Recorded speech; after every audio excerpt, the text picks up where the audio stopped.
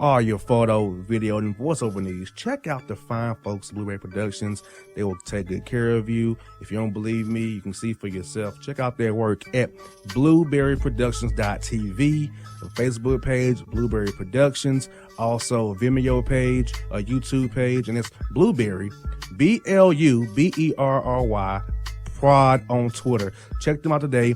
Blueberry Productions, great people, great work, great service. Hey there, your yard took a real beating this summer. Luckily, Scott's Turf Builder Winter Guard has your back. Just feed your grass with Scott's again this fall when the air is cool and the soil is warm. It's the perfect time to give your lawn a boost. If you do, Winter Guard will give your yard the nourishment it needs to help weak, thin grass recover and support root growth, giving you a greener, more resilient lawn both now and next spring. Guaranteed. Grab a bag of Scott's Turf Builder Winter Guard today. You'll be back to barbecuing in no time. This is a Scott's Yard. Hey parents, we all try to be extra careful with our children in the car, but then we get an important call or text. Remember, our children are watching. Make every drive a good example. Be in the zone. Turn off your phone. Visit childrenshospital.vanderbilt.org/BITZ to learn more about our Teen Driver Safety Program. Brought to you by Monroe Carroll Jr. Children's Hospital at Vanderbilt, the Ford Motor Company Fund, and the Allstate Foundation. Hello, my name is Travis Williams, President and CEO of Academics and Athletic Consulting, focusing on educating and empowering tomorrow's collegiate athletic leaders. My passion is for the education and genuine concern and care for today's student athlete. It's the centerpiece of my life's work. A college education, both in and out of the classroom, is a truly rewarding benefit. For more information on AAC, you can go to www.academicsandathleticsconsulting.com. Once again, www.academicsandathleticsconsulting.com. Or you can follow me on Facebook at Academics and Athletic Consulting, or Twitter at Coach TWill24, or Instagram Travis L. Williams 24.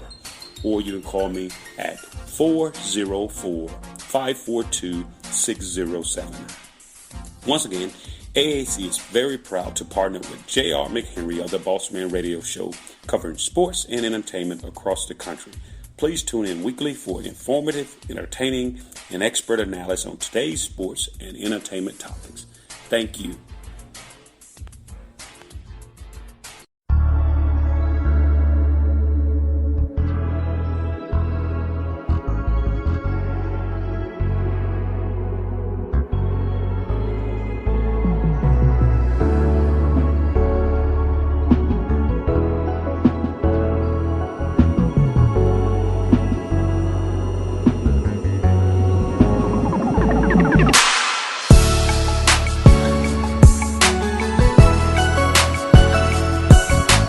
All right, folks, back here on the Bossman Show, a special guest, a guy I've known of Wednesdays at CMO with my guy Rick Ray, Mississippi State. Adam Gordon, the CEO of Rising Coaches. Coach Gordon, man, how you doing, brother? I'm doing great, boss man. Appreciate you having me on today. Anytime, Coach. Well, Coach, I wanted to have you on. I saw what you've been doing a long time at Rising Coaches. It's kind of in the background here now.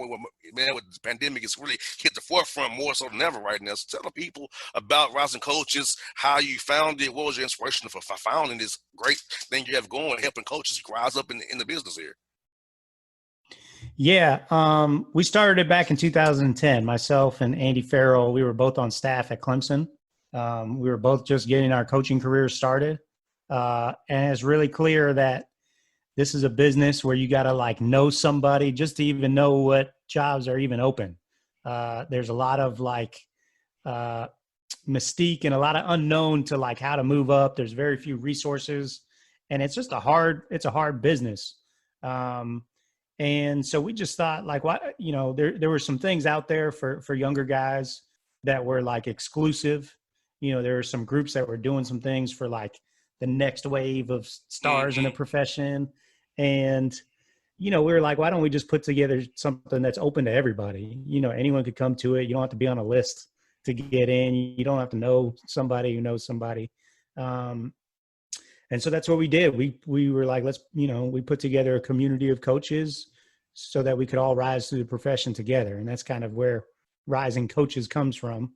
And we started with a conference, which we called the Rising Coaches Conference, which we're in our 11th year of. And then that was great and did really well, and word of mouth spread, and we added on a Final Four event. And that was really it for 9 years, Bossman. Like, we just did those 2 events.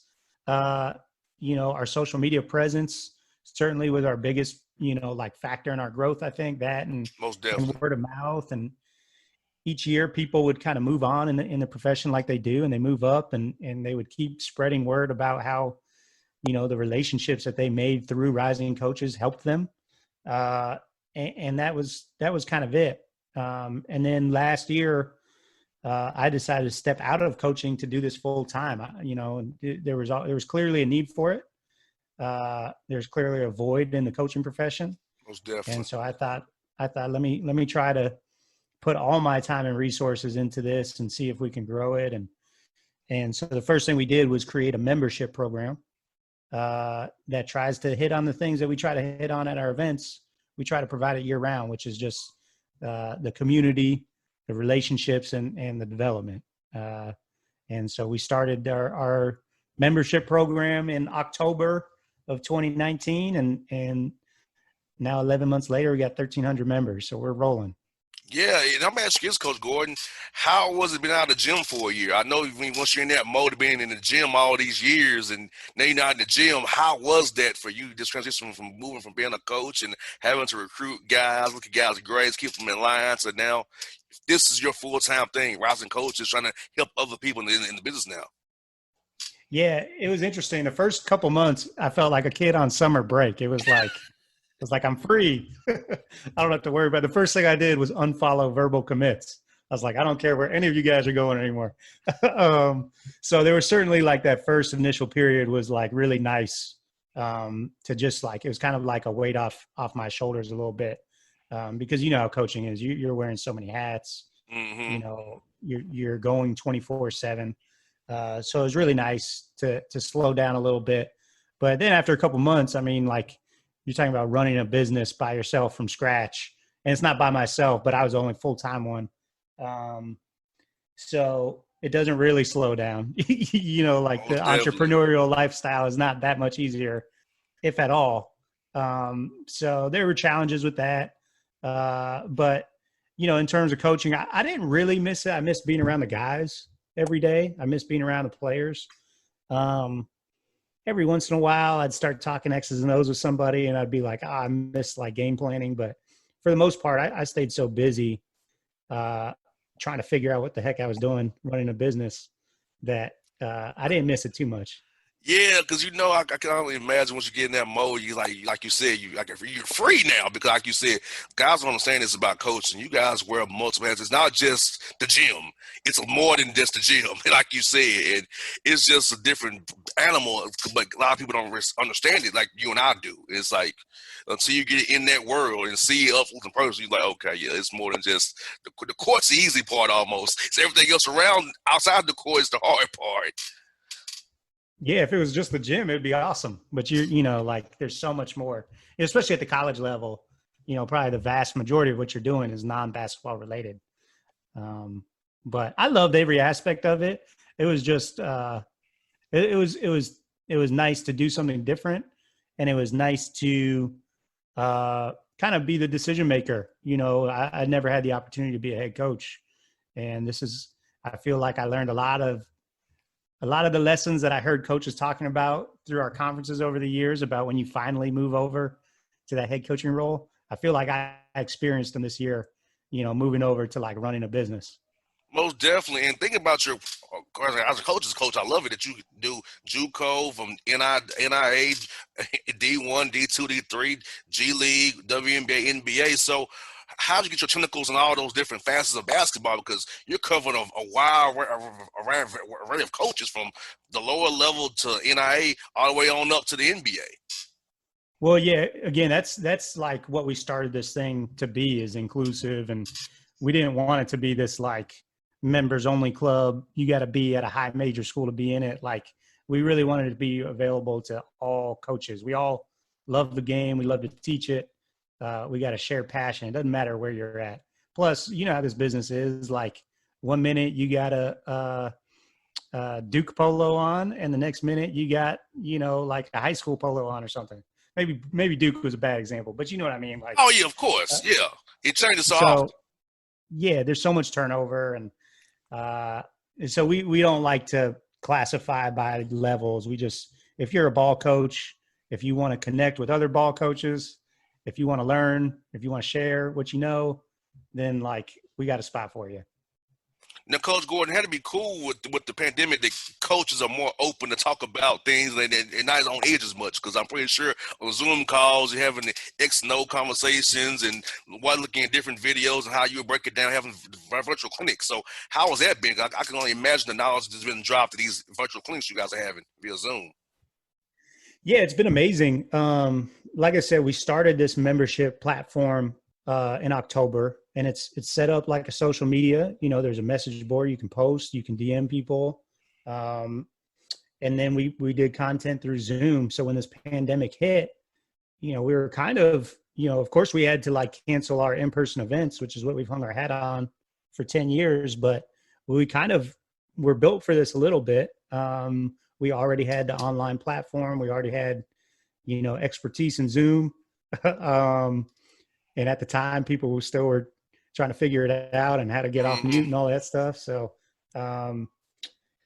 yeah, there's no question that like this pandemic, as crazy as it sounds, like certainly accelerated our growth. And we saw like a ton of growth in our membership in March and April and May. Those 3 months were off the charts for us. And for as helping the resources with the coaches, do you help the guys with interviewing for a bigger job and what to say and I work with the search firms? I know those are big in D1 right now, search firms determining the job. So how do you help the coach navigate trying to move up the ladder and do it the right way and not get stuck in neutral in one place forever? Yeah, for sure. So, we really try to attack that from two ways. Number one is like relationships, and like, you know, it like who you know in this business is everything. Our Georgia guy, Corey Black, always says it, your network is your net worth, right? So, you know, we really put a lot of intention into trying to make sure that our members are meeting other coaches. So we do different programs. Of course, we have our Zooms every single day, and that's a great way to meet people. But we also have programs like Coach to Coach, where on the 1st and 15th of every month, we partner our members up with another member. And so even you do this year round, you know, you're going to meet 24 new coaches. Even when you're in the middle of your season and you're ripping and running and you feel like you don't have time to do it, you're going to, like, we pair you up and you'll find 10 minutes at least to do it. And so we really try to invest in like making sure that they're expanding their network. So that's number one. And then number two, we do bring in speakers, and that's been one of the things that people seem to like best is the diversity of our content. We'll have everything from, you know, a coach coming in and breaking down pick and roll defense or a matchup zone to bringing in a search firm exec or an AD and running an interview workshop for us. And not only talking about, you know, how to perform in an interview, but putting our members through, you know, mock interview situations and making them answer questions on the spot, and getting them those reps that you can't really replicate anywhere else. Most definitely. You know, and what I love about coaching is making the practice plan and the scouting reports. Those things always interest me because I love to know, like, the matchups, the practice plan, because those things are so key to your day. Is the practice planning and those game plan disciplines. Because, you know, for me, being around the NBA the way I am, they're big on game plan discipline, practice plans, and how to structure each day. So teaching the assistant coach that who only give suggestions to when they move over that 1C has to be very key to teach them the practice plan and put get a game plan. Having a scout a team is one thing. Having to know about everybody and how to help your coaches determine what you want to run based on what opponent is something, a skill they can only acquire. And I think you guys are helping these guys get there with your X and O workshops you guys are doing.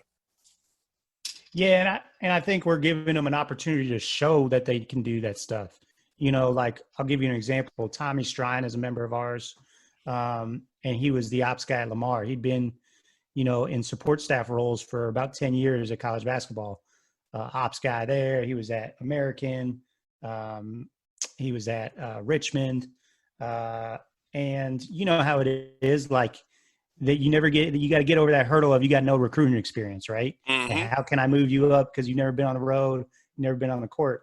Well, he was able to, one of the things we do for our members is we help showcase them and promote any type of content that they're putting out. And he was able to do a series on the Princeton offense. And from that, Coach Irvin at Chicago State saw it, and he was interested in running the Princeton offense with his program. And so next thing you know, Tommy gets that assistant job. And so he was able to showcase that, hey, I am more than an ops guy. I do have this like skill set. I can implement the Princeton offense. And he was able to show that through the Rising Coaches platform. So I think in addition to helping provide some of that resources, we're also giving people the opportunity to show what they can do. Most definitely, because, just look at the NBA here, Coach Gordon. Like Eric Spoelstra was a video coordinator. Look where he's at now, so like a lot of guys slept on who actually are on the bench, but they know the game of basketball. Once you're around it enough, you know what's going on, if you really get your mind into the game of basketball, you can show it, people will see. And I think it's so amazing that you're giving guys opportunities, because like you said, if you don't get the opportunity to show yourself, you just be an ops guy the rest of your career, going for plays like changing polos every other year, because you're just an ops guy. I think it's so great what you guys are doing, Coach Gordon. I think it's amazing that Coach has this resource in you and your organization, because I think it's great. Going to help a lot of coaches move up in his business as guys kind of age out. The new wave is coming here real soon. Yeah, well, I appreciate it, and like I said at the jump, there just isn't any resources out there for coaches, and this business is hard. It's really hard. Like, we need resources. Yes. So hopefully we're doing a good job providing. I think we are. I think you are, man. And, I think that, it's just amazing, to see, guys coming together, because I know coaches, actually, that's a cutthroat business. And this is very cutthroat. And they're getting guys to come together on the same page and not feel like that ego or threatened, because I know some coaches in the business who are very ego-driven and threatened by the least little thing. And have an organization where all of you are together, and it's really, we're all trying to help each other. It's not so much we're competing against each other. It's not a threat, per se. We're all in this together for the same common cause. I think it's amazing. Yeah, that you hit on a great point there, Bossman, because like people in our industry are so catty and they're so like jealous of each other, and that's a major problem too. And I don't know that we're solving that, but we're at least bringing people together and making it more of a fraternity, brotherhood, a sisterhood, whatever. And again, just harping on like genuine relationships, like build relationships with these people. If they have success, be happy for them. If you're tight with them, then maybe now they're in a position where they can help you someday. But don't even, we try to harp on the fact, don't even worry about that. Just build relationships. You're in this hard profession together. You got things in common with each other. Just lean on each other. That's it. Coach Gordon, my text messages are funny because I kind of sense the cadence in some text I get from certain people. I'm like, wow. I'm glad I missed the radio guy that you vent to, and I'm not in it, because I'm like, right. Wow, But I get it, and it happens in the NBA too with players and coaches. It's just amazing when somebody gets hired or somebody gets let go or somebody. It's just the text messages I receive, Coach Gordon. You probably receive them too. Sometimes it makes you want to just shake your head like, wow, what am I doing in this crazy work? No question. Yeah, and like coaching, I'm sure every industry has it a little bit, you know what I mean? But I think coaching is like one of the only professions where like your success is not determined on how good of a job you do. Like you could be the best assistant coach in the world, and if your team sucks and you lose a bunch of games, like, you're not going to get rewarded. It's just how it is. Or you could be bad at your job and just be in a great situation and continue to move up. And that gets frustrating for people, and I get that. But if you just trust the process, continue to be a good person and be really good at what you do, I'm a believer that things will work itself out. Most definitely, and I know you was probably playing. I'm gonna be in Atlanta for the Final Four. I know that burned me too. That I was having a lot of interviews with guys coming to town, man. So, with the whole pandemic here thing going on and basketball season kind of being up in flux right now. So, what are you guys doing for preparing guys for the season? What things you have coming up for the Zooms and especially Zoom events for guys until things get going here? Hopefully November 25th is the date, or December the 4th. Or what do you guys got coming for guys coming up here? Yeah, well, we continue to have tons of programming on Zoom every day, and that's one of the biggest things that, you know, our members get access to all those, plus everything in our archives. So we record everything and store it on our member site. But we do have a couple of things coming up that we're excited about. October 5th through the 9th, and we haven't put this out there yet, so we're breaking news on the Bossman show here. I love it. We're gonna host our 11th annual Rising Coaches Conference via Zoom on October 5th through the 9th, which is our 1-year anniversary of our membership. So all week long, we're going to put together some great programming. We're going to have a lot of sales and discounts to try to drive membership during the course of that week. And we're going to celebrate some of the people who, you know, helped make Rising Coaches into what it is, because this really has been, you know, a group effort of people over the course of 10 years now. And we'll bring some of those people back in to talk about, you know, their careers and how they progressed and how the organization has helped them out in their career and in their lives. And Coach Gordon, let me ask you this question. What have you heard feedback from coaches about recruiting via Zoom? Because I've had some guys on the show, some like it, some don't like it. They prefer the personal relationships with the players, seeing guys in person, their parents in person. So do you feel like the Zoom recruiting would be a part of the footprint going forward? Because for schools that are smaller without the budget to recruit, it can actually expand your footprint via Zoom, while in other schools it may not work as well. So what's been the coach telling you about the recruiting via Zoom right now? I think most people like it, to be honest. Let me tell you something, boss man. When kids come on visits, that is a lot of work that like goes into that. I mean, and so much of it is so stupid. You're sitting there trying to make sure you got the right candy bars to leave on their hotel room. Because, you know, so you're doing recon on social media. Oh, this kid likes Snickers. Let's make sure we got a Snickers bar waiting for him. Wow. Like, are you kidding me? Like, that is the type of stuff that coaches do. And that's great. That's attention to detail. If that's what you do, more power to you. But, you know, that's a lot. And so when you're able to do it through Zoom, I think you cut out a lot of that BS, you know, to be completely honest. And it gets, you know, to the relationships. And I think that's what I think kids are leaning more on their relationship with these staffs to make their decision now than going on campus and getting blown away by facilities or the city or just how great of a time they have.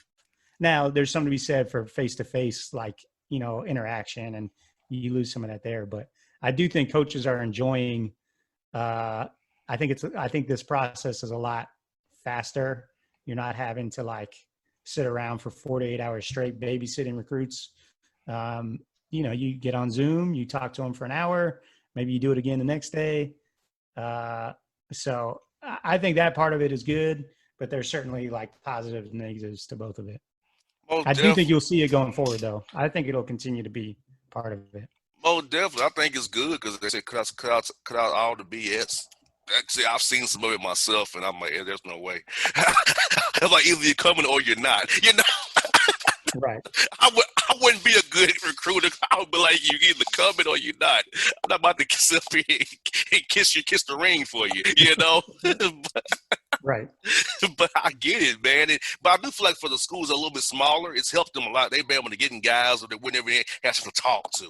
So I feel like for a smaller university, it gives you maybe a bigger chance and saves you on your recruiting budget to maybe get some guys in there. Because our coach have told me with smaller schools that, hey, it's helped us get some guys we usually wouldn't be able to get our hands on. So I think it definitely can help small schools for sure who revive out those budgets. Because as you know, coaching in SEMO, I know I'm on the Tennessee State, so I know how it is. The budgets are very tight. So any way you can save some money on one end and help someone down the road is any way you want to go for sure.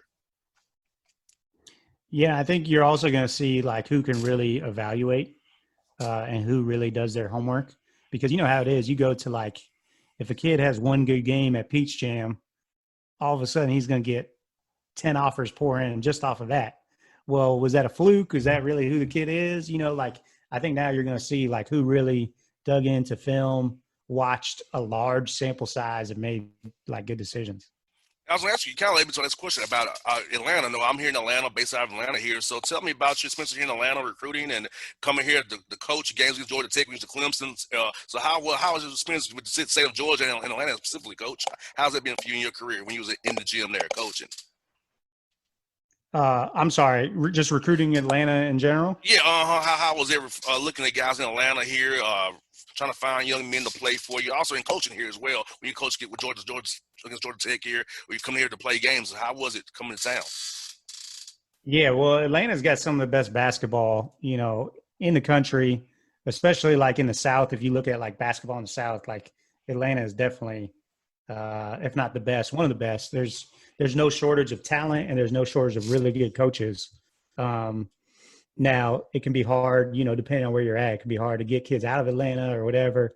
But I really enjoyed it, and we really never ran. Even when we were at SEMO, like we were able to get kids to Missouri from Georgia. So I think if you know what you're looking for, and you're good at being able to build relationships, and you're just genuine, I think there's certainly a lot of talent there. And we always had great, especially when I was at Clemson, we recruited the hell out of Georgia and had some great players. Andre Young, Tanner Smith were two guys that came in from Atlanta that were really good for us. Now, a Georgia Stars guy and a Georgia Blazers guy. Oh yeah, yes indeed. You know, and I love the Peace Jam. I love at Lake Point as well. You know, all the different great terms they have there in the springtime there. So I know the city of Atlanta is good to college basketball coaches in general. And you know what, Coach, before I let you go, man, I gotta ask you, man, since you're in this role now of being a businessman, you know, so what's been your most prideful moment, your happiest moment in this past year that's been running a business on your own and being your own boss and seeing your baby per se blow up the way it has? Because I know for me in the radio game, seeing what's happened to the show makes me feel great, knowing what's going on. So for you in this role where you're the head guy in charge of something you really put your heart and soul into to grow the way it has, how's it making you feel, and how's that feeling to know that, hey, the vision was there and it worked itself out because I put in all the hard work and I grinded to make it happen this way? Yeah, great question. Definitely the most rewarding part always for rising coaches is seeing like people get jobs through, whether directly through us or through a connection they made through us. That's always super rewarding. And that happens every year. And this year has been no shortage of that. And especially like in a hard off season with not much movement, each one of those is more, you know, like a little bit sweeter this off season. But I'll tell you, like in terms of personally, like probably the most rewarding thing is, you know, we built this membership platform in October. And, you know, like when you're in charge, you got to deal with a lot, but you also have to deal with your own like self-doubt. You know, when people talk about like it's lonely at the top, not that I'm at the top or whatever, but it is, you are the one that has to make the decision. And so like, you've got to like deal with the weight of those decisions. And the first few months, you know, we launched in October, and just like anything, like it takes time to build something. And we built that membership site out. And we had that message board. And October, November, December, every post was like for me, you know, it was just like, is this working? Like, is this going to take off? And then January, February, like I didn't even have to post anything anymore. People were just like, once I saw that message board going on its own and I could just sit back and watch it, that was really rewarding, seeing that like, hey, this is like actually come to fruition. Our members are bought in. Not only are they bought in, they're providing the content and the interaction with each other. And I can like sit back and just watch. That's been the most rewarding thing, is like seeing that actually like happen and be like, you know what? I think this actually like works. Most definitely. Coach Gordon, I'm thankful for your site and for helping coaches. I love the business of coaching. I love a lot of guys in business. So anyway, I can help you and interview guys you want me to interview for your organization guys and your members. I will do it for you. No problem here, coach. Any way I can help you and help any of you guys, let me know, because I love to help out you guys and make sure you guys get the platform you need to get and people hear about what you guys are doing, because it's very important what you're doing. And people need to see the work you guys are putting in for other coaches in the business, because it's great to see a fraternity of coaches together for one common goal. Bossman, I appreciate it, man. I appreciate you giving us the platform. And I know you had our guy, Brian Burton, on last week, who did a great job. So I just appreciate you shining the spotlight on us and raising awareness for it. And I'll give it a quick plug, if that's all right. All right, yeah. If anybody listening is interested in joining, just visit risingcoaches.com and you can sign up. It's $120 for the year. It's a yearly membership. And we feel like we provide a lot of value for it. So risingcoaches.com again is a website. Check it out. And then stay tuned for our 11th annual Rising Coaches Conference, October 5th through the 9th. Hey, thanks, Coach Gordon. You did a great job, man. You might can take my job reading promos, man. No, I think I'm going to let you keep the crown, man. You do a better job than I do. But Bossman, I appreciate it. Anytime, Coach Gordon. Be safe, brother. I'll talk to you real soon, man. All right, thank you. It's Adam Gordon here on the Bossman Show.